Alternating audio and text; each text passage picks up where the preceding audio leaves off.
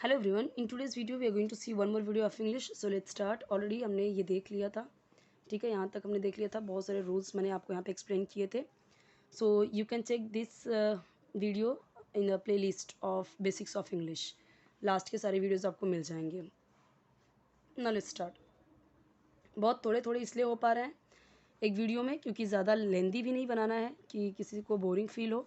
और दूसरी चीज़ इसलिए नहीं हो पा रहा है क्योंकि एक्चुअली यहाँ पे जितने भी रूल्स हैं वो एक्सप्लेन करने में भी टाइम जा रहा है. ठीक है, तो छोटे छोटे वीडियोज़ ही बन रहे हैं और ज़्यादा, ताकि आपको बोरिंग फील ना हो.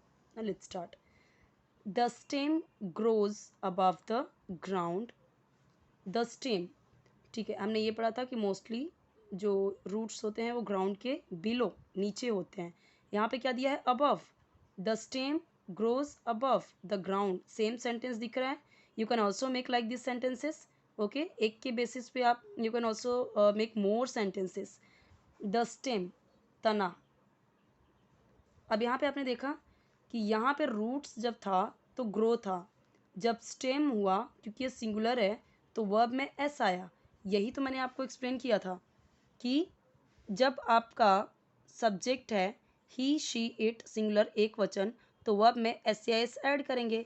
अब यहाँ पे ये सिंगुलर है, एक वचन है, इसलिए वर्ब में एस ऐड किया. राइट.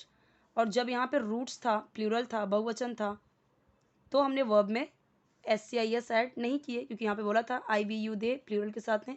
वर्ब में एस या एस ऐड नहीं करेंगे, इसीलिए यहाँ पे नहीं किया था.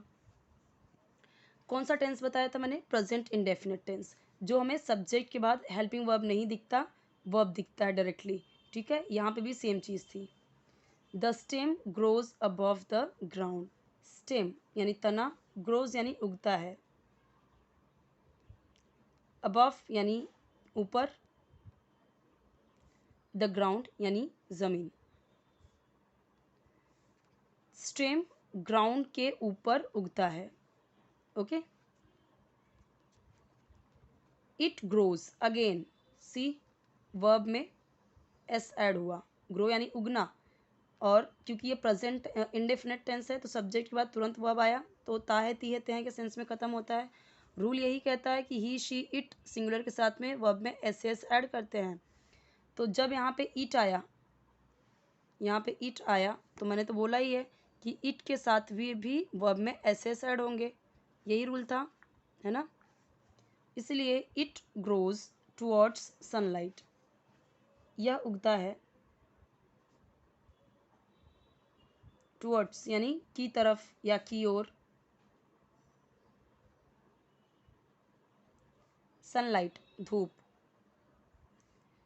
यह धूप की ओर उगता है. टुवर्ड्स यानी टुवर्ड्स यानी की तरफ, की ओर, इस तरीके से यूज़ करते हैं. It grows towards sunlight. यह सनलाइट की ओर उगता है, यह सनलाइट की टुवर्ड्स ग्रो होता है. इंग्लिश में आप ऐसे बोल सकते हैं कि ये सनलाइट की तरफ ग्रो होता है, और हिंदी में बोलेंगे तो यह सनलाइट की तरफ उगता है. आपको मोस्ट ऑफ वर्ड्स इंग्लिश में ही यूज़ करना है एज इट इज़. जैसे है अपनी हिंदी में ही उसी तरीके से यूज़ कीजिए, जैसे मैं आपको यूज़ करके बताती हूँ. जैसे मैंने यहाँ पे बोला कि स्टेम ग्राउंड के ऊपर ग्रो होते हैं, तो मैंने क्या बोला? स्टेम, ग्रो, ग्राउंड, सब तो इंग्लिश में ही बोल दिया. इधर भी मैंने इंग्लिश में ही बोल दिया, है ना. ये आप धीरे धीरे ट्राई करेंगे तो होगा. फिर धीरे धीरे आप सेंटेंसेस भी इंग्लिश में बनाइए. The stem bears leaves, flowers and fruits. Stem यानी तना, बेयर करता है. ठीक है, बेयर करता है यानी उसके ऊपर होते हैं क्या क्या? पत्तियाँ, फ्लावर्स यानी फूल, और फल. बताया था कि यहाँ पे एस है, यानी कि एक फ्रूट की बात नहीं हो रही, बहुत सारे फ्रूट्स की बात हो रही है. फ्लावर्स भी हैं, लीव्स भी हैं. मैंने बताया था लीफ सिंगुलर है, एक वचन. जब प्लूरल बनाएंगे तो एफ हटा के वी ई एस लगाते हैं तो प्लूरल बनता है. डायरेक्ट लीफ को हम L E A F S नहीं कर सकते, लीव्स रॉन्ग हो जाएगा. ठीक, दो ई हो गए यहाँ पे. ऐसा लीफ और एस कर दिया तो सही नहीं होगा. एफ हटा के वी ई एस करना होता है. जैसे मैंने एक एग्जांपल और दिया था, वुल्फ से वुल्फ्स बनाते हैं, एफ हटा के वी ई एस ऐड करते हैं. इसी तरीके से वाइफ का भी होता है, नाइफ का भी होता है. ठीक है, फिर वाइफ्स हो जाती है अगर प्लूरल बनाते हैं तो. ओके. स्टेम पे, तने पे पत्तियाँ, फ्लावर्स और फूल उगते हैं। बेयर्स यानी होते हैं या उगते हैं,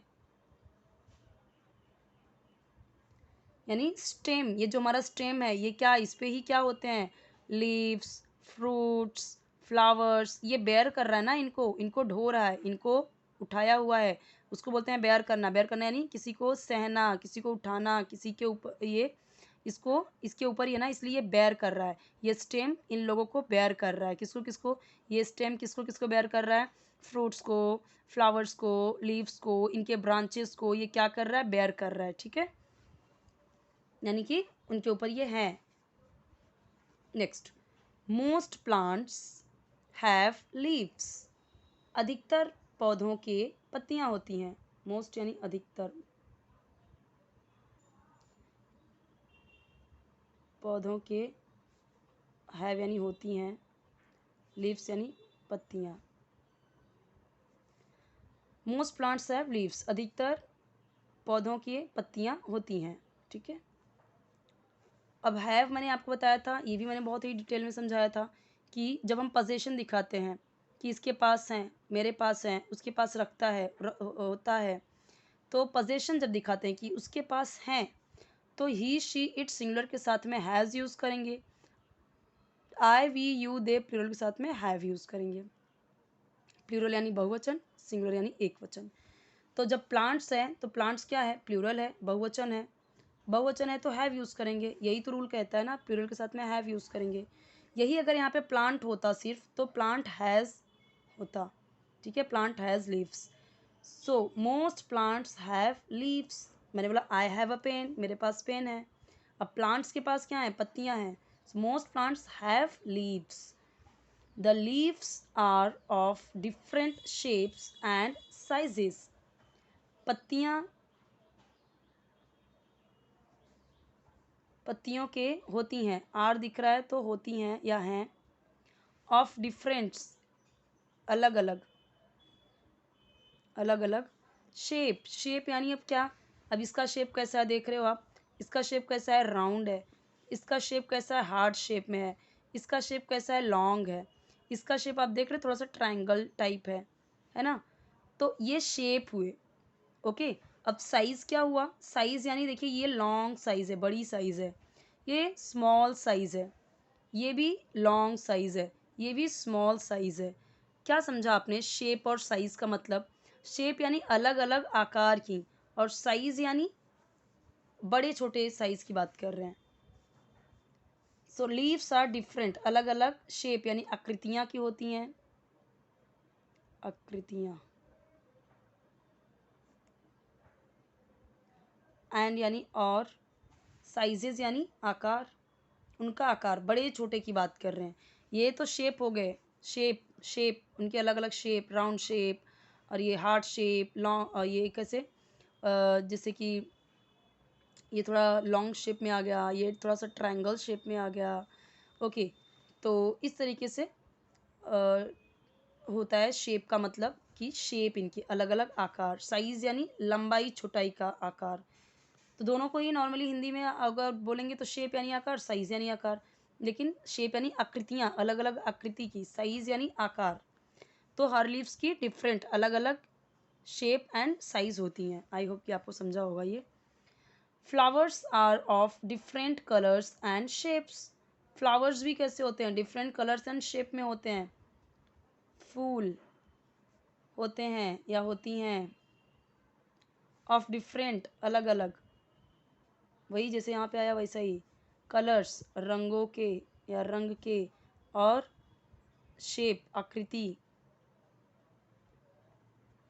तो फ्लावर्स के अलग अलग रंग और शेप होते हैं। Flowers different different colours and shape में होते हैं। Flowers different colours and shape में होते हैं, यानी अलग अलग उनके कलर्स भी होते हैं, शेप भी अलग होते हैं। Some flowers have sweet smell, इसे स्वीट नहीं पढ़ना है, स्वीट। कुछ फूलों के, कुछ फूलों के स्वीट यानी मीठी, भीनी, धीमी, बोलते हैं ना स्वीट स्मेल, मीठी सुगंध होती है।